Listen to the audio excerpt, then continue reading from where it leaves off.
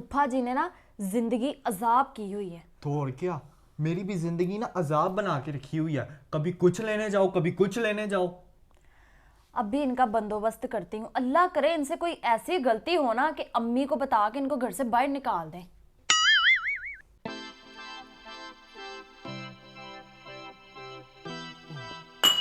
Oh no!